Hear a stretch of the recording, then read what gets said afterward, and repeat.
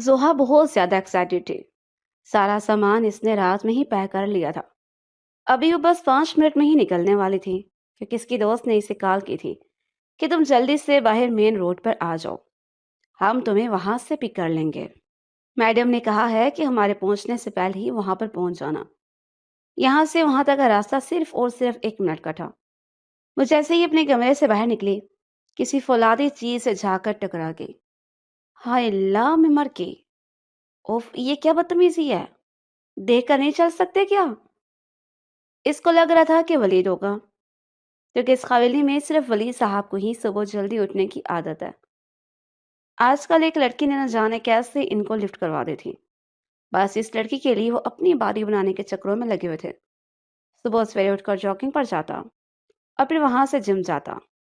ولید صاحب کی روٹین کے بارے میں بھی محترمہ کو غلطی سے ہی پتہ لگا تھا۔ دراصل چھٹیوں میں وہ صبح 5 تک جاگتی تھی۔ صبح سویرے جب سب کے جاگنے کا وقت ہوتا تھا تو وہ سو جاتی تھی۔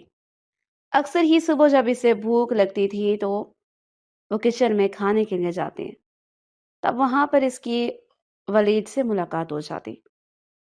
کہاں پر جانے کی تیاری ہو رہی ہے؟ جانی پہچانی مردانہ آواز سن کر زوہا کو جان اپنے وجود سے نکلتے ہوئے محسوس ہوئی تھی۔ آپ آپ یہاں پر؟ آپ تو سعودیہ میں موجود ہیں، آپ ایک دم سے یہاں پر کیسے آ گئے؟ وہ ہکلاتے ہوئے بولی۔ اسے سمجھ نہیں آ رہا تھا وہ کیا کہہ رہی ہے۔ اس کو اپنا دل ڈوبتا ہوا محسوس ہونے لگا تھا۔ یا میرے اللہ، میری حفاظت فرما، مجھے اس انسان کے چنگل سے بچا لے۔ وہ اس کے سامنے اونچی آواز میں دعائیں مانگنے لگی تھی۔ سردار وجدان خان کے ماتھے پر بل پڑ گئے تھے۔ ذرا پھر سے کہو، کیا کہا ہے تم نے؟ وہ اس کی باتیں بخوبی سن چکا تھا، مگر اس کے باوجود اس کو تنگ کرنے کے لیے وہ اسے دوبارہ سے بولنے پر اکسا رہا تھا۔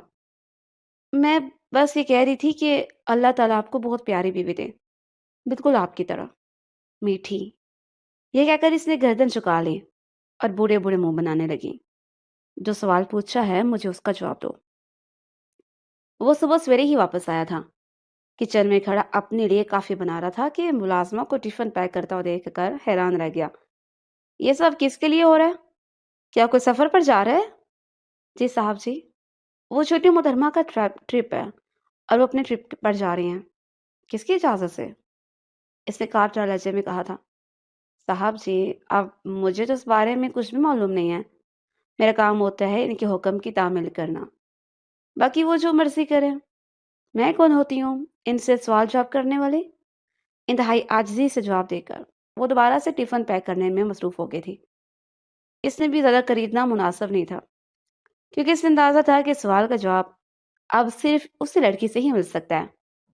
وہ پلر کے ساتھ ٹیک لگا کر کھڑا ہو گیا۔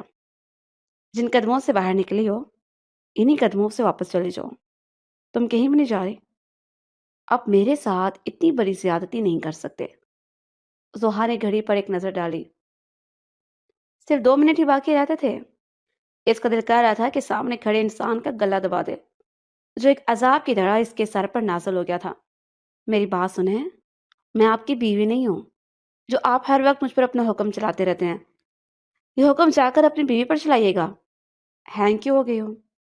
سردار وجدان کی بات سن کر ہوش کی دنیا میں آئی۔ تو یہ ساری باتیں کیا اس نے اپنے آپ سے کہی تھی؟ اوف اللہ جی، کیوں میں اس کے سامنے چپ کر جاتی ہوں؟ اللہ جی، میری اتنی لمبی زبان ہے، کیوں میں اس کے سامنے بول نہیں پاتی ہوں؟ وہ خود کو کوس رہی تھی۔ میں نے تایا جان سے پرمیشن لی تھی اور اب میں یہاں سے جا رہی ہوں۔ تو مجھے یہاں سے قدم اٹھا کر دکھا دو، میں تمہیں تسلیم کر لوں گا۔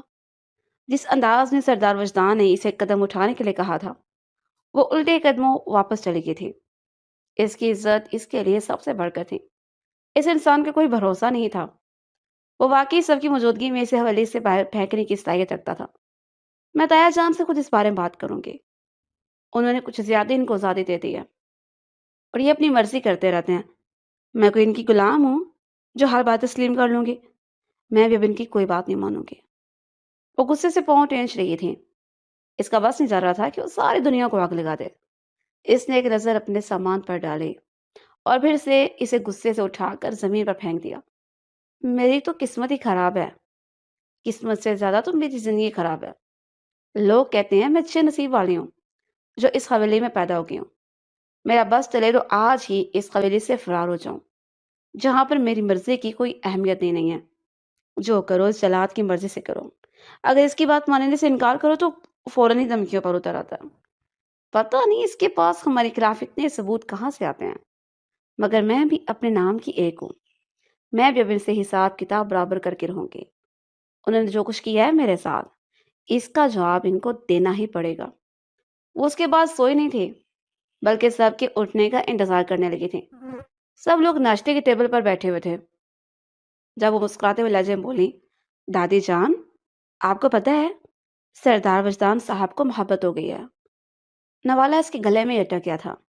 اس نے پانی کا گلاس اس کی طرف بڑھایا تو خون خوار نظروں میں اس کے چہرے کی طرف دیکھنے لگا تھا۔ یہ کیا بول رہی لڑکی، ہوش میں تو ہو؟ دادی جان نے بھی اس کو ڈانٹا، ایویں فضول بولے جا رہی ہے۔ وجدان نے بھی فوراً سے اپنی دادی جان کی سائڈ لی۔ ارے دادی جان، آپ کو لگتا ہے کہ میں اس معاملے میں جھوٹ بولوں گی؟ اتنا بڑا معاملہ؟ میں سچ کہہ رہی ہوں، میں نے وجدان صاحب کو خود ایک لڑکی سے فون پر بات کرتے ہوئے سنا تھا۔ وہ اپنے خاندان کی مجبوریاں بتا رہے تھے۔ دراصل اس وقت ناشتے کے ٹیبل پر صرف گھر کے بڑے افراد ہی موجود ہیں، جس میں تایا جان تھے، اس کے چچا جان تھے، دادی جان تھے، اس کی امی، چچی اور تائی اس وقت کچن میں تھے اور سب لوگوں کے لیے ناشتہ بنا رہے تھے، جبکہ سارے کزنس ابھی تک سو رہے تھے۔ ارے وجدان، تمہیں محبت ہو گئی ہے اور تم نے مجھے بتایا تک نہیں، اس کے تایا جان نے اس کے کندھے پر ہاتھ مارتے ہوئے کہا تو خفگی سے کہنے لگا، ارے تایا جان، ایسی کوئی بات نہیں ہے، یہ پتہ نہیں کیا بولتے رہتی ہے، آپ کو تو اس کا پتہ ہے۔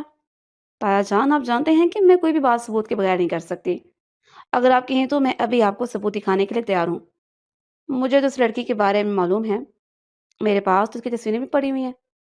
یہ کہہ کر اس نے فوراً سے اپنا موبائل نکالا تھا اور تایا جان کو لڑکی کی تصویریں دکھانے لگی، جس کے ساتھ گھومنے کے لیے وجدان ایک ریسٹورینٹ میں بھی گیا تھا۔ انہوں نے پارک میں بھی ٹائم گزارا تھا۔ دراصل وہ اس کی یونیورسٹی فیلو تھی۔ ان کی آپس میں کافی اچھی دوستی رہ چکی تھی۔ کچھ دن پہلے ہی جب اس کی سہیلی نے اسے شادی کے بارے میں پوچھا تو وہ ایسے یہی ایکسپلین کر رہا تھا کہ فی الحال میں نے اس بارے میں ابھی کوئی فیصلہ نہیں کیا، کیونکہ ابھی میں اپنے بزنس میں بہت زیادہ مصروف ہوں۔ ابھی تک گھر والوں سے بھی بات نہیں کیا اور مجھے نہیں لگتا کہ مجھے فیملی سے باہر شادی کرنا الاؤ ہوگا، کہ ہمارے خاندان میں عموماً ایسا ہی ہوتا ہے، بچوں کی منگنیاں کر دی جاتی ہیں۔ اس نے کبھی بھی شادی بیاہ کے معاملات میں دلچسپی نہیں لی تھی، مگر اس دن جب وہ اس کو ڈیٹیل دے رہا تھا تو اس نادان لڑکی نے اس کی ساری باتیں سن لی تھیں اور زبانی یاد کر لی تھی، اور اب وہی باتیں کسی رٹو طوطے کی طرح وہاں پر بیٹھے افراد کو سنا رہی تھی۔ وجدان دل ہی دل میں فیصلہ کیا تھا کہ وہ اس کی گردن توڑ دے گا۔ اب وہ وہاں پر بیٹھا ان لوگوں کو صفائیاں پیش کر رہا تھا، جبکہ وہ مسکراتے ہوئے اپنے کمرے میں چلی گئی تھی۔ وہاں پر جا کر اس نے ایک چھوٹا سا جار اٹھایا جس میں اس نے بہت سارے کاکروچز قید کر رکھے تھے۔ اس کو پتا تھا کہ وجدان کو کیڑے مکوڑوں سے شدید چڑ ہوتی ہے۔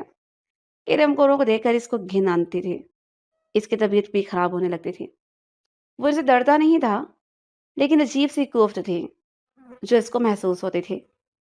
وہ ان چیزوں سے بہت زیادہ چڑھتا تھا۔ وہ سارے کاکروچز اس نے جا کر اس کے بیڈ پر پھیلا دیے تھے اور اب مسکراتے ہوئے اس کی باقی چیزوں کا جائزہ لے رہی تھی۔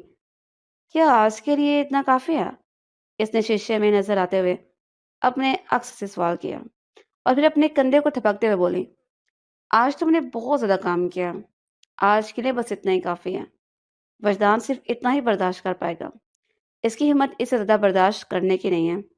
یہ کہہ کر کھلکھلاتی ہوئی وہ وہاں سے چلی گئی تھی، جبکہ اس کے جانے کے بعد جب وجدان اپنے کمرے میں داخل ہوا تو وہ بھی بہت زیادہ تھکا ہوا تھا، کیونکہ ساری رات اس کی سفر میں گزری تھی اور وہ صبح سویرے ہی واپس آیا تھا۔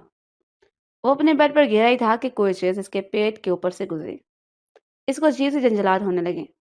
جیسے ہی اس نے اپنا کمبل اٹھایا، سامنے نظر آنے والے منظر کو دیکھ کر اسے ابکائی آنے لگی۔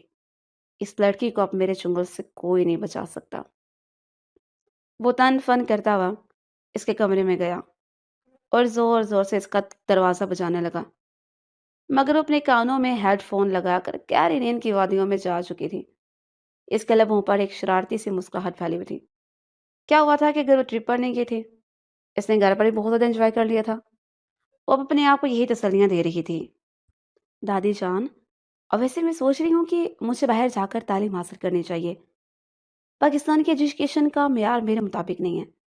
اپنے بالوں کو ہوا میں لہراتے ہوئے وہ مسکراتے ہوئے بولی، سیکنڈ ایئر تم سے پاس نہیں ہو رہی ہے اور خواب دیکھ رہی ہو تم باہر جا کے، وہاں پر نالائق اسٹوڈنٹ کی کوئی نہیں رکھتے۔ ولید نے اسکیل میں اضافہ کرتے ہوئے کہا تو چلاتے ہوئے کہنے لگی، تم تو اپنا منہ بند رکھو، تم جس طرح سے پاس ہوتے ہو یہ مجھے بہت اچھے طریقے سے پتا ہے۔ دادی جان، پچھلی بار بھی اس نے پیپرز میں چٹیاں رکھی ہوئی تھیں، سپرنٹینڈنٹ نے اس کی ساری چٹیاں پکڑ لی تھیں، اس کو پیپر سے فارغ کرنے والے تھے، مگر اس نے منت سماجت کی تھی اور سر نے بھی اسی کا ساتھ دیا تھا، جس کی وجہ سے یہ بچ گیا تھا، ورنہ بورڈ کے پیپرز میں اگر یہ سسپینڈ ہو جاتا تو اس کے 3 سال ضائع ہو جانے تھے۔ وہ جو بدلہ لینے پر آتی تھی تو پھر کسی کا بھی لحاظ نہیں کرتی تھی۔ ولید اپنے بولنے پر پچھتا رہا تھا، اسے اچھا تھا کہ وہ چپ ہی رہ جاتا، کم از کم وہ لڑکی اس کا پول تو نہ کھول دیتی۔ شکر ہے کہ میں نے تمہیں اپنا کوئی راز نہیں دیا، ورنہ تم تو اس کے اشتہار چوراہے پر لگاتی۔ تو مجھے نہ دو، تم کی کون سا میرے لیے جانا مشکل ہے، مجھے تمہاری ذاتی زندگی کے بارے میں سب کچھ پتا ہے، وہ اس لیے کہ تمہارے پاس دوسروں کی زندگیوں میں جھانکنے کے علاوہ اور کوئی کام ہے ہی نہیں، خود تو ہر کلاس میں تم فیل ہوتے رہتے ہو، یہ تمہیں نظر نہیں آتا؟ وہ ویلا مچاتا ہوا وہاں سے چلا گیا تھا، جبکہ وہ اسے نقلیں اتارنے لگی تھی۔ کیا ہو رہا ہے؟ کیوں ہر وقت لڑتے جھگڑتے رہتے ہو؟ سردار وجدان کی بات سن کر وہ خاموشی سے گردن جھکا کر بیٹھ گئی تھی، یوں جیسے اس کا سردار وجدان کے ساتھ کسی قسم کا کوئی تعلق ہی نہ ہو۔ دادی جان، مجھے آپ سے ایک ضروری بات کرنی تھی۔ اس نے سرسری سی نگاہ اس لڑکی پر ڈالی جو کہ چور نگاہوں سے اسی کو ہی دیکھ رہی تھی۔ دونوں کی نگاہیں ایک پل کے لیے ملی تھیں اور وہ اٹھ کر وہاں سے چلی گئی تھی۔ دادی جان، اب یہ اپنی ہر حد کراس کرتی جا رہی ہیں، آپ کو پتہ ہے اس نے کل میرے ساتھ کیا کیا ہے؟ وہ جھڑی سے لیتے ہوئے بولا، اس نے میرے بیڈ پر کاکروچز پھینک دیے تھے۔ دادی جان اپنی مسکراہٹ چھپانے لگی۔ دادی جان، آپ ہنس رہی ہیں، آپ جانتی بھی ہیں کہ مجھے ان چیزوں سے کتنی کراہیت محسوس ہوتی ہے، اور کاکروچز، ان سے تو جراثیم پھیلتے ہیں، اس نے وہ سارے میرے بیڈ پر پھینک دیے تھے۔ میں تو حیران ہوتا ہوں کہ آخر یہ لڑکی ان ساری چیزوں کو پکڑ کیسے لیتی ہے؟ باقی سب لڑکیاں تو ان سے ڈرتی ہیں، خوفزدہ ہوتی ہیں، ان کو دیکھ کر ہی چلانے لگتی ہیں، جبکہ اس کو دیکھ کر لگتا ہے کہ اس نے ہر چیز ہی اپنے پاس ڈبے بند کی ہوئی ہوتی ہے۔ تو تم اس کو کیوں پریشان کرتے ہو؟ کیوں اس کی زندگی میں مداخلت کرتے ہو؟ آپ جانتے ہیں کہ میں جو کچھ بھی کرتا ہوں اس کی بہتری کے لیے ہی کرتا ہوں۔ آپ خود ہی مجھے بتائیں، میں کیسے اسے اتنی دور ٹرپ پر جانے کی اجازت دے دیتا، جبکہ آج کل کے حالات سے بھی آپ واقف ہیں، لینڈ سلائڈنگ ہو رہی ہے، اگر اس کو کچھ ہو جاتا تو میں کیا کرتا؟ جس بات پر میں کچھ زیادہ ہی بول گیا تھا۔ دادی جان کے دیکھنے پر وہ خاموش ہو گیا۔ اب جیسا آپ سمجھ رہی ہیں ویسا کچھ بھی نہیں ہے، تو تم مجھے صفائی کیوں پیش کر رہے ہو؟ میں صفائی پیش نہیں کر رہا، جھنجھلاتے وہاں سے اٹھ کر چلا گیا تھا۔ اس دن وہ بہت زیادہ بور ہو رہی تھی، اس کو سمجھ نہیں آ رہا تھا وہ کیا کرے۔ اس نے دیکھا کہ حویلی کا پینٹ اترا ہوا تھا۔ دادی جان، اگر آپ مجھے اجازت دیں تو کیا میں الاؤنج میں پینٹ کر دوں؟ یہ لو، میرے ہاتھ دیکھو، اس طرح کی غلطی کوئی مت کرنا، اور تمہیں یہ سب کچھ کرنے کی کوئی ضرورت بھی نہیں ہے، اس کے لیے ملازم موجود ہیں، بہتر یہی ہے کہ تم اپنے کام سے کام رکھو۔ اس آئیڈیا کے ساتھ ہی اس کے دماغ میں ایک اور شیطانی خیال آیا تھا۔ اس نے خوشی سے دادی جان کو اپنے گلے سے لگا لیا اور ان کو بوسہ دیتے ہوئے کہنے لگی، دادی جان، آپ گریٹ ہیں۔ ارے ارے، کیا ہو گیا لڑکی؟ ایک دم سے کیا چل رہا ہے تمہارے دماغ میں؟ کچھ بھی نہیں، بس اپنے کچھ حساب کتاب چکتا کرنے ہیں۔ یہ کہہ کر وہ بچوں کی طرح اچھلتی ہوئی وہاں سے چلی گئی، جبکہ دادی جان نے ایک تعصب بڑی نگاہ اس پر ڈالی اور دوبارہ سے تصویر پڑھنے میں مصروف ہو گئی تھی۔ اس لڑکی کا کچھ بھی نہیں ہو سکتا، اس کو سمجھنا تو میرے بس سے باہر ہو گیا۔ اب صرف اس کی ماں ہی ہے جو اس کو سنبھال سکتی ہے۔ اللہ کرے کہ جلدی اس کی ماں عمرے سے واپس آ جاؤ۔ اس نے اپنے ملازم سے پینٹ کا ایک ڈبہ لیا اور ڈبہ لے کر محترم سردار وجدان خان کے کمرے میں چلی گئی۔ بی بی صاحبہ، اگر میں آپ کو ایک مشورہ دوں تو آپ برا تو نہیں مانیں گے؟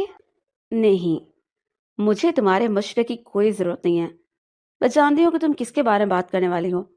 میں تمہارے حساب سے گھبراتی ہوں، میں تمہارے حساب کو مجھ سے گھبرانا چاہیے اور میری زندگی میں مداخلت کرنے سے پہلے 100 بار سوچنا چاہیے۔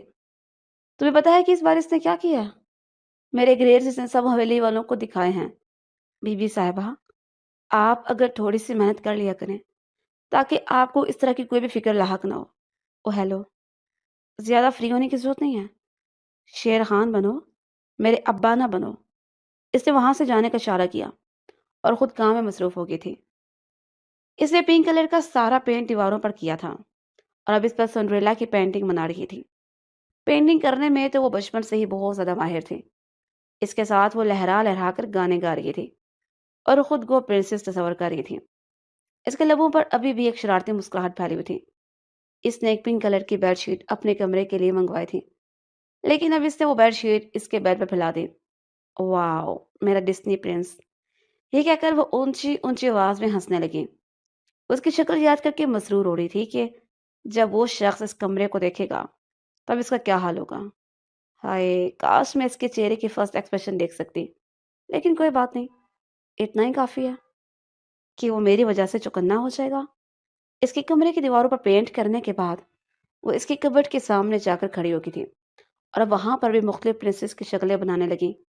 ریپنزل کی شکل بنانے کے بعد اس نے دوسری سائڈ پر سنڈریلا کی شکل بنائی اور پھر ایک سنیپ لے کر سب کو سٹریک بھیج دی، لیکن اس نے اس چیز کا خیال رکھا تھا کہ صرف حویلی والوں کی طرف مت جائے۔ سب سہیلیاں اس کو داد دے رہی تھیں اور اس کو شاباشی سے نواز رہی تھیں۔ یہ دیکھ کر اس کی ہمت مزید بڑھ گئی تھی۔ جب اس کمرے سے باہر نکلی تو اس کی حالت دیکھنے والی تھی۔ اس نے ملازمہ کو حکم دے دیا کہ جا کر ان کے فرش کی صفائی کر دو اور خیال رکھنا کہ دیواروں سے پینٹ نہ اترے۔ اگر دیواروں سے کچھ ذرا سا بھی کچھ ہوا تو میں تمہیں جان سے مار دوں گی، اور ہاں، اس بارے میں کسی کو مت بتانا۔ جو کچھ تم نے دیکھا ہے اس کو بھول جانا، بدلے میں تمہیں پورے 5,000 دوں گی۔ ملازمہ کے منہ میں پانی آ گیا تھا۔ وہ بھی اسی کی طرح ہی لالچی تھی کہ ایسے اتنی اچھی آفر اپنے ہاتھوں سے نکلنے کی اجازت دیتی۔ بانو تو پیسے کے پیچھے پاگل تھی۔ کمرے کی صفائی کرنے کے بعد وہ اس کے پاس آئی۔ اس نے اپنے بیگ سے 5,000 کا نوٹ نکال کر اس کے حوالے کیا۔ مجھے بتاؤ کہ تمہارے ساتھ کب واپس آ رہے ہیں؟ جی وہ تو آج شام کو واپس آ رہے ہیں۔ واو، یہ تو بہت ہی خبر دی ہے تم نے مجھے، یعنی آج شام کو اس کی چیخیں پوری حویلی میں گونجیں گی۔ قسم سے میرے تو کان ٹیرس کے ہیں اس کی چیخوں کی آواز سن کر۔ وہ خباثت بڑے انداز میں مسکرانے ہوئے بول رہی تھی۔ ملازموں کو اندازہ ہو گیا تھا کہ وہ شیطان کی نانی ہی ہے، کیونکہ اتنا دماغ شرارتی کاموں میں کسی کا بھی نہیں چلتا تھا جتنا دماغ اس کا چلتا تھا۔ بی بی صاحبہ، کیا میں آپ سے ایک سوال پوچھوں؟ اور ایک کیا، تم مجھ سے 1000 سوال پوچھو۔ آج میں بہت خوش ہوں اور تمہارے سارے سوالات کے جواب دوں گی۔ بی بی صاحبہ، اگر کل کو آپ کی شادی ہوتی ہے تو کیا آپ اپنے شوہر کے ساتھ ایسا سلوک کریں گی؟ توبہ کرو یار، اپنے شوہر کے ساتھ ایسا کون کرتا ہے؟ میں تو اس کو اپنا راجا بنا کر رکھوں گی۔ اور بی بی صاحبہ، چلیں یہ فرض کر لیتے ہیں کہ آپ کی شادی وجدان سے ہو گئی ہے۔ یہ سن کر وہ اونچی آواز میں چلا اٹھی، توبہ کرو! اگر انسان کی شکل اچھی نہ ہو تو کم از کم انسان کو بات ہی اچھی کر لینی چاہیے، اور اس کلموئی سے شادی کرنے سے اچھا ہے میں کسی سمندر میں ڈبکی لگا کر مر جاؤں۔ اس نے اپنے سینے پر ہاتھ رکھتے ہوئے کہا۔ یہ سن کر ہی اس کی دھڑکنیں منتشر ہو گئی تھیں کہ ذرا دیکھو مطلب کتنا پریشان ہو گیا تھا۔ آئندہ اس طرح کا سوال مت کرنا ورنہ میری طبیعت خراب ہونے لگتی ہے۔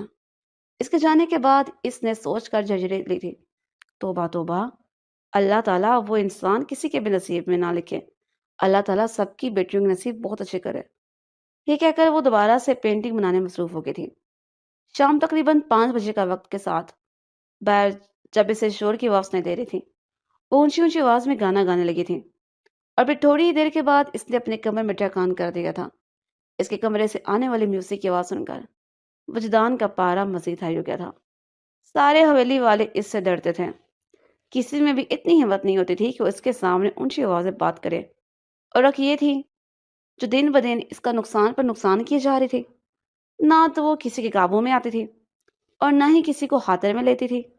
شاید حویلی والوں نے لاڑ پیار نے اس کو کچھ زیادہ بگاڑ لیا تھا۔ کم از کم اس کو تو ابھی تک یہی ایک وجہ سمجھ میں آئی تھی۔ دیکھیں، اس نے میرے کمرے کی حالت برباد کر کے کیسے عاطف اسلم کے گانے سن رہی ہے۔ دادی جان، میں آپ کو بتا رہا ہوں، اب آپ مجھے مت روکیں ورنہ میں اپنے ساتھ کچھ غلط کر بیٹھوں گا۔ ارے بھائی، آپ تو ایک اس گاؤں کے سردار ہیں اور آپ سے بات کرنے سے پہلے سب لوگ ہی کانپنے لگتے ہیں۔ آپ کیوں اس لڑکی کی وجہ سے تھر تھر کانپ رہے ہیں؟ ولید نے اس کا مذاق اڑاتے ہوئے کہا۔ جس انداز میں اس نے ولید کو گھوڑا تھا، اس نے فوراً ہی اپنے لبوں پر انگلی رکھ دی تھی اور خاموش ہونے کا اشارہ کرنے لگا تھا۔ پھر اس کے بعد وہ وہاں سے رفو چکر ہو گیا۔ باقی ساری کزنز بھی وجدان کی حالت دیکھ کر مسکرا رہے تھے۔ تمہیں ایسا کیوں لگتا ہے کہ یہ سب کچھ اس نے کیا ہے؟ یہ بھی تو ہو سکتا ہے نا کہ یہ تمہاری غلط فہمی ہو اور یہ حرکت کسی اور کزن نے کی ہو۔ دادی جان، کیا آپ کو لگتا ہے کہ کوئی اور اس قدر بیوقوف ہوگا؟ کوئی اور مجھ سے پنگا لے گا؟ اتنی ہمت صرف اسی لڑکی میں ہے، اور میں بھی کوئی بات ثبوت کے بغیر نہیں کرتا ہوں۔ میرے پاس ثبوت موجود ہیں۔ یہ کہہ کر اس نے موبائل نکالا اور ان کو ریکارڈنگ دکھا دی۔ دراصل اس نے اپنے کمرے میں کیمرہ لگا رکھا تھا، اور اسی کیمرے میں ہی اس لڑکی کا چہرہ صاف نظر آ رہا تھا، جہاں پر مسکراتے ہوئے پینٹنگ کر رہی تھی۔ اور پھر اس کے بعد وہ الماری کی طرف چلی گئی تھی اور وہاں پر ڈرائنگ کرتے ہوئے گنگنا رہی تھی۔ اس کو دیکھیں، اس کی دکھائی دیکھیں، ذرا جو شرم ہو اس لڑکی میں۔ اب تو میں اس کے ساتھ وہ حشر کروں گا کہ یہ مرتے دم تک یاد رکھے گی اور یہاں پر آنے پر پچھتائے گی۔ میری آپ سے صرف ایک ہی گزارش ہے کہ اب آپ مجھے مت روکیے گا، اور آپ کو اس کو زیادہ سر پر چڑھانے کی ضرورت بھی نہیں ہے، ورنہ اس کی شرارتیں دن بدن بڑھتی چلی جائیں گی اور اس کو کنٹرول کرنا مشکل ہو جائے گا۔ ٹھیک ہے، تم نے جو کرنا ہے کرو، کیونکہ اب اس نے حد کر دیا ہے۔ دادی جان نے جیسے اپنے ناک پر سے مکھی اڑائی تھی اور اس کو ہاتھ کے اشارے سے وہاں سے جانے کا کہہ دیا تھا۔ وہ سیدھا اس کے کمرے میں گیا۔ اس نے دروازے پر دستک دینا بھی مناسب نہیں سمجھا۔ اندر جانے کے بعد اس نے اس لڑکی کا بازو پکڑا، اس کو گھسیٹتے ہوئے اپنے کمرے میں لے کر چلا گیا۔ ارے، یہ کیا بدتمیزی ہے؟ آپ کو کس نے تمیز نہیں سکھائی ہے؟ یہی سوال میں تم سے پوچھنا چاہتا ہوں۔ یہ سب کچھ کیا ہے؟ وہ اس کو بیڈ پر پھینکتے ہوئے غصے سے چلاتے بولا۔ وہ اس کا یہ روپ زندگی میں پہلی بار دیکھ رہی تھی۔ اس کا دل ڈر خوف سے تھر تھر کانپنے لگا تھا، مگر اپنے آپ کو کمپوز کرتے ہوئے اس نے اپنے لہجے کو نارمل رکھا۔ مجھے کیا پتا کہ یہ سب کچھ کیا ہے؟ رکو، میں تمہیں یاد دلا دیتا ہوں۔ ایک تو تمہاری یاداشت مینا بہت کمزور ہے، تم باتیں جلدی بھول جاتے ہو۔ وہ ریکارڈنگ دیکھنے کے بعد انتہائی سے مسکرانے لگی تھی۔ ارے، آپ نے تو یہاں پر کیمرہ بھی لگایا ہوا ہے۔ سوری، مجھے بالکل بھی اندازہ نہیں تھا۔ اگر مجھے پتا ہوتا تو میں یہ حرکت کبھی نہ کرتے۔ وہ اپنے کانوں کو ہاتھ لگاتے ہوئے معصومیت سے بولی تھی۔ کوئی بات نہیں، غلطیاں انسانوں سے ہی ہوتی ہیں۔ بڑا انسان وہی ہے جو اپنی غلطیوں کو قبول کر لیتا ہے اور ان کو سدھارنے کا فیصلہ کر لیتا ہے۔ جی جی، آپ سے وعدہ کرتی ہوں کہ میں اپنی ساری غلطی سدھار لوں گی۔ تو پھر اٹھو اور سدھارو اپنی غلطی۔ یہ سارا پینٹ اتارو اور پھر اس کے بعد بلو کلر کا پینٹ کرو۔ لیکن یہ تو نہیں اترے گا، یہ تو بہت ہی مشکل کام ہے۔ جب تک اترتا نہیں ہے تم اس کمرے سے قدم باہر نہیں نکالو گی۔ اگر تم نے یہاں سے قدم بھی باہر کی طرف بڑھایا تو میں تمہاری ٹانگیں توڑ دوں گا اور بھیک مانگنے کے لیے تمہیں سڑک پر کنارے پر بٹھا دوں گا۔ توبہ توبہ، کس طرح کی باتیں کر رہے ہیں آپ؟ اسی طرح کی باتیں کر رہا ہوں جس طرح کی تمہیں سنائی دے رہی ہیں۔ ٹھیک ہے ٹھیک ہے، آپ اتنے ہائپر کیوں ہو رہے ہیں؟ میں بھی سب کچھ صاف کر دیتی ہوں۔ اس میں کون سی اتنی بڑی بات ہو گئی ہے جو آپ اس طرح سے غصہ کر رہے ہیں؟ وہ چل ہونے کی ناکام کوشش کر رہی تھی، جبکہ جانتی تھی کہ یہ کام بہت ہی مشکل ہے اور اس میں اس کی پوری رات الگ جانی ہے۔ پینٹنگ کرتے ہوئے تو اسے ذرا بھی شرم نہیں آ رہا تھا۔ وہ کچے پکے سارے رنگ استعمال کر رہی تھی۔ مجھے لگتا ہے کہ اس کو صاف کرنے کے لیے کوئی ایک سپرے سا ملتا ہے۔ اگر ہم صبح وہ سپرے لے آئیں تو؟ بالکل بھی نہیں، مجھے ابھی اور اسی وقت کی دیواریں صاف چاہیے، اور پھر تم ان پر بلو کلر کا پینٹ بھی کرو گے۔ اب میں تمہارے کمرے میں آرام کرنے کے لیے جا رہا ہوں۔ میں باہر سے لاک لگا رہا ہوں۔ اگر تمہیں کوئی بہت ہی امپورٹنٹ کام ہو تو مجھے فون کر کے بلا لینا۔ اس کے علاوہ کمرے سے باہر نکلنے کی کوشش مت کرنا، ورنہ انجام کی ذمہ دار تم خود ہوگی۔ یہ کہہ کر وہ اس کے کمرے میں آ گیا تھا اور آرام سے اس کے بستر پر لیٹ گیا۔ اس نے ایک نظر اس کے کمرے کی دیواروں پر ڈالی جہاں پر فیروز خان کی تصویریں چسپاں تھیں۔ اس لڑکی کا کچھ بھی نہیں ہو سکتا۔ دوسری دیوار پر سلمان خان کی تصویر پوسٹر لگے ہوئے تھے۔ یا میرے اللہ، کس قدر گندا ٹیسٹ ہے اس لڑکی کا۔ اس عمر میں کون ان سیلیبریٹیز کو پسند کرتا ہے؟ اس کی ذہنی حالت پر افسوس کرتے ہوئے بولا تھا۔ تھوڑے ہی فاصلے پر بابر اعظم کی تصویریں بھی پوسٹر پر موجود تھے۔ اب کی بار اس نے لائٹ بند کر دیں اور خود پرسکون نیند سو گیا۔ تھوڑی ہی دیر کے بعد اس کو یوں محسوس ہوا جیسے کوئی اس کے کمبل میں گھسنے کی کوشش کر رہا ہو۔ اس نے کمبل اٹھایا تو وہاں پر اس کی بلی موجود تھی جو اس کو ناخن مارنے کی کوشش کر رہی تھی۔ یقیناً اس کی بلی کو برا لگ رہا تھا کہ محترمہ کے بستر میں وہ خود نہیں بلکہ ایک پرایا انسان موجود ہے۔ اس کو چیزیں بھی اپنی جیسی پسند ہیں۔ بلی کو اٹھا کر باہر پھینک دیا۔ وہ دروازے کے قریب بیٹھ کر بولنے لگی۔ یوں لگ رہا تھا جیسے اس کو باتیں سنا رہی ہو، مگر وہ بھی اپنے نام کا ایک ہی تھا۔ اس بلی پر نجمہ نے رحم کھایا تھا اس بلی پر نجمہ نے رحم کھایا تھا وہ اس کو اٹھا کر اپنے کمرے میں لے گئی تھی۔ اس سے بھی بلیاں بہت پسند تھیں اور وہ پرسوں سے زحا سے اس کی بلی مانگ رہی تھی، مگر زحا اسے اپنی بلی دینے کے لیے تیار نہیں تھی۔ اب اس نے اس کی بلی پر قبضہ کر لیا۔ میں یہاں پر کام کر رہی ہوں، وہ کیسے پرسکون نیند سو سکتا ہے؟ میں ابھی اس کی نیند خراب کرتی ہوں، کہہ کر اس نے جلدی سے موبائل اٹھایا، اس کو کال ملانے لگی تھی۔ وہ جو تھوڑی دیر پہلے ہی نیند کی وادیوں میں گیا تھا، ہڑبڑا کر اپنی جگہ پر اٹھ کر بیٹھ گیا۔ کیا مسئلہ ہو گیا ہے؟ جلدی سے ہیں، مجھے آپ سے ایک بہت ہی ضروری کام ہے، ورنہ میں سب کچھ یہیں پر چھوڑ کر بیٹھ جاؤں گی۔ وہ غصے سے اپنے کمرے میں داخل ہوا تھا۔ وہ بیڈ پر آرام سے بیٹھی زور زور سے اپنی ٹانگیں ہلا رہی تھی۔ کیا مسئلہ ہے؟ بتاؤ مجھے۔ میری نیند خراب کر دیا۔ وہ اصل میں مجھے اکیلے کمرے میں بہت زیادہ ڈر لگ رہا تھا۔ مجھے یوں لگ رہا تھا تھوڑی دیر کے بعد کوئی بھوت آ جائے گا، اور مجھے یہ بھی محسوس ہو رہا جیسے کوئی مجھے کھڑکی سے دیکھ رہا ہو۔ میں اکیلے یہاں نہیں رہ سکتی، آپ کو بھی آج کی رات میرے پاس ہی رکنا ہوگا۔ وہ اس کی چالاکی پر اشش کر اٹھا اور خاموشی سے صوفے پر جا کر بیٹھ گیا۔ اس کے لیے جاگنا کوئی مشکل کام نہیں تھا، بلکہ وہ اکثر دیر تک جاگتا رہتا تھا۔ اب وہ اپنے موبائل میں مصروف ہو گیا، جبکہ وہ پینٹ اتارنے کی کوششوں میں ہلکان ہو رہی تھی۔ آپ جانتے ہیں کہ فرشتے آپ کا الگ سے حساب لیں گے، آپ کو کونے میں لے کر جائیں گے اور پھر سے سوال جواب کریں گے۔ جو ظلم آپ مجھ پر کر رہے ہیں، اس کا بھی حساب آخرت میں آپ سے ٹکا کر لوں گی۔ مجھے یہ بتاؤ کہ تم مجھ سے کیا توقع کر رہے ہو؟ کہ میں تم سے معافی مانگوں گا، یا پھر میں تم پر ترس کھا کر تمہیں جانے کی اجازت دے دوں گا؟ اگر تمہارے دماغ میں اس طرح کی کوئی بھی سوچ موجود ہے تو اس سے کھرش کر نکال دو کہ ایسا کچھ بھی نہیں ہونے والا۔ صبح تک تم یہیں پہ کھڑی ہو کر کام کرو گی، اور یہ کام صبح تک کمپلیٹ نہیں ہوتا تو پھر تم شام تک اسے کمپلیٹ کرو گی۔ تم جتنا زیادہ بولو گی تمہاری سزا اتنی زیادہ بڑھتی چلی جائے گی۔ سمجھ آ رہی ہے نا؟ وہ اس کو تنبیہ کرتے ہوئے بولا تھا۔ وہ دوبارہ سے اپنے کام میں مصروف ہو گئی۔ اللہ تعالیٰ آپ کو کالی بیوی دیں گے، یہ بات یاد رکھیے گا۔ آپ کی بیوی گنجی ہوگی، آپ کے بچے بھی گنجے ہی پیدا ہوں گے۔ وہ سوچے سمجھے بغیر بول رہی تھی، اور اب میں بہت جلد شادی کر لوں گی، یہاں سے چلے جاؤں گی۔ ارے مجھے تو پتہ ہی نہیں تھا تمہیں شادی کرنے کا اتنا شوق ہے، مجھے پہلے بتاتی میں تمہاری شوق پورا کر دیتا۔ آپ سے تو میں کبھی بھی اس طرح کی کوئی امید نہیں رکھوں گی۔ اگر میرے دولہا ڈھونڈنے کی ذمہ داری آپ کو مل گئی تو آپ تو اپنی جیسا کوئی کھڑوس انسان ڈھونڈنے گئے، اور میرا کسی کھڑوس انسان کے ساتھ گزارا نہیں ہو سکتا۔ وہ چلاتے ہوئے بولی تھی۔ کھڑوس انسان کا بھی تم جیسی بیوقوف لڑکی کے ساتھ گزارا کرنا بہت مشکل ہے۔ تم اسے کھڑوس اس لیے کہہ رہی ہو کہ اس کے پاس دماغ موجود ہے، اور وہ جانتا ہے کہ کہاں پر دل سے کام لینا ہے اور کہاں پر اپنے دماغ کو کام میں لانا ہے۔ جہاں تک تمہارا سوال ہے تو تمہاری عقل گھٹنوں میں ہے۔ جہاں پر دماغ سے کام لینے کی باری آتی ہے وہاں پر تمہارے سو کال جذبات تازہ ہو جاتے ہیں۔ تو ٹھیک ہے نا، ایک اچھی اور صاف دل کی مالک لڑکی ہوں، زیادہ باتیں مت کرو اور کام کرو۔ صبح جب وہ کام کر کے فارغ ہوئی تو اس کے بازو شدید درد کر رہی تھی۔ کل اس کا امپورٹنٹ ٹیسٹ تھا، اس نے کالج بھی جانا تھا۔ اس کو بہت زیادہ رونا آ رہا تھا۔ دادی کے پاس جا کر بیٹھی تو دادی جان نے بے ساختہ اس کے چہرے پر پیار کیا۔ تم لوگ کیوں ایک دوسرے کے ساتھ لڑتے جھگڑتے رہتے ہو؟ دادی جانتی تھیں کہ میرے پاس اتنا ٹائم نہیں ہے جو میں اس بیوقوف سے لڑ کر برباد کروں گا۔ اسی وجہ سے اپنی پوری رات کو ضائع کرتی۔ سب لوگ ان کی نوک جھونک سے بہت لطف اندوز ہو رہے تھے۔ سب کے لبوں پر مسکراہٹ پھیلی ہوئی تھی۔ صرف وہ دونوں ہی تھے جو ایک دوسرے کے جان کے دشمن بنے ہوئے تھے۔ ان کا کچھ بھی نہیں ہو سکتا۔ تایا جان نے نفی میں سا ہلایا تھا۔ زحا کے والدین عمرہ کر کے واپس آ چکے تھے۔ وہ اپنی حویلی واپس چلے گئی تھی۔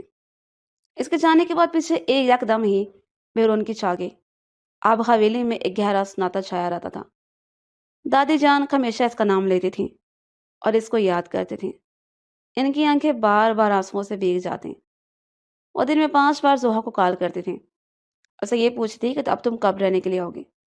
ارے دادی جان، اب میں وہاں پر رہنے نہیں آؤں گی۔ میں نے اس حویلی میں ایک قدم بھی نہیں رکھنا۔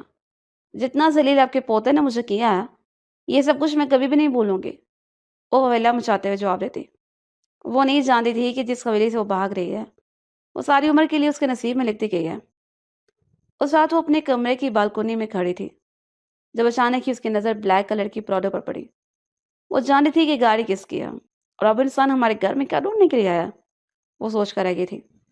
گاڑی سے نہ صرف انسان نکلا تھا بلکہ دادی جان اور تایا جان بھی نکلے تھے۔ ارے دادی جان آپ! اب وہ بھاگتے ہوئے نیچے گئی، ان کے گلے لگ گئی۔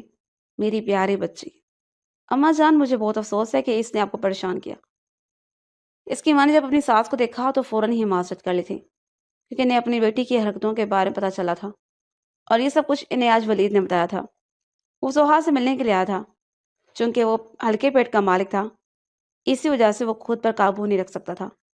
बातें छुपाना इसके लिए दुनिया के मुश्किल तरीन कामों में से एक था। वो दुश्मन जान इनको वहां पर छोड़कर चला गया। वो भी शुक्र अदा कर रही थी कि वजदान गायब हो गया, वरना वो इसका सामना नहीं करना चाहती थी। इसके बाजू में अभी तक दर्द हो रहा था। जोहा बेटा, तुम अपने कमरे में जाओ, हमने एक बहुत ही जरूरी बात करनी है, इसकी माँ ने प्यार से इसके चेहरे को थपकते हुए कहा। तो इसके जहन में कुछ गलत होने का एहसास होने लगा। अम्मी, ऐसी कौन सी बात है जो आप मेरी गैर मौजूदगी में करेंगे? अब हर बात तुम्हें बताना जरूरी नहीं है। जो कुछ कहा है वो करो और अपने कमरे में जाओ। वो अपने कमरे में आ चुकी थी और बेचैनी से कमरे में टहल रही थी। इसने हवेली में कॉल करके वलीद से पूछा तो उसको तंग करते हुए कहने लगा, भाई एक ही बात हो सकती है, क्या पता वो तुम्हारा रिश्ता मांगने के लिए आए हों। तुम तो जानती हो कि दया जान तुमसे किस कदर मोहब्बत करते हैं। इनकी जुबान तुम्हारा नाम लेते हुए न थकती थी। मुझे लगता है कि वो तुम्हें अपने घर की बहू बनाना चाहते हैं। तुम तो चुप ही करो। जो तुमसे कॉल करके अपनी जिंदगी का सबसे गलत फैसला किया है। वो सुबह होने का इंतजार कर रही थी। सुबह होते ही वो अपनी अम्मी के पास किचन में चली गई। अम्मी बताएं ना, रात के वक्त आप दादी जान से कौन सी बात की थी? बस तुम्हारे रिश्ते की बात कर रहे थे। मैं तुम्हारे रिश्ते के लिए बहुत परेशान हूँ। न जाने कौन तुमसे शादी करेगा।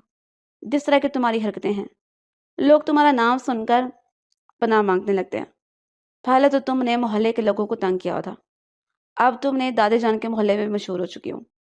पड़ोसी तुम्हारी शिकायत लगा रहे थे कि रोज तुम उनके घर की बेल बजाकर भाग जाती हो। भला मुझे बताओ कि इस उम्र में कौन सी लड़कियां इस तरह की शरारतें करती हैं? इसके मैंने वहीं पर खड़े खड़े इसको डांट दिया था। अम्मी, मुझ में आकर किस चीज की कमी है? तुम में अकल की कमी है। जिस दिन तुम्हारी ये कमी पूरी होगी, इस दिन तुम दुनिया की बेहतरीन औरत बन जाओगी। वो झंझलाते हुए बोली थी। ये बातें इसके दिल पर लगी थी। अपने कमरे में आकर इसने फूट फूट कर रोना शुरू कर दिया। आंसू थे कि रुकने का नाम ही नहीं ले रहे थे। अगर सब लोग चाहते हैं कि मैं भी बाकी सब लोगों की तरह संजीदा हो जाऊं और ऐसे यूके पेशेंट्स की तरह बिहेव करने लगूं, तो ठीक है, मैं ऐसा ही करूंगी। ये काम बहुत मुश्किल था, लेकिन नामुमकिन नहीं था। इससे अब अपने आप को हर हाल में सीरियस शो करना था। कुछ ही हफ्तों के बाद इसकी कज़न की शादी थी, मगर वहां पर इसने किसी भी किस्म का वेला नहीं मचाया, बल्कि बड़ी उम्र औरतों के पास ही बैठी रही थी।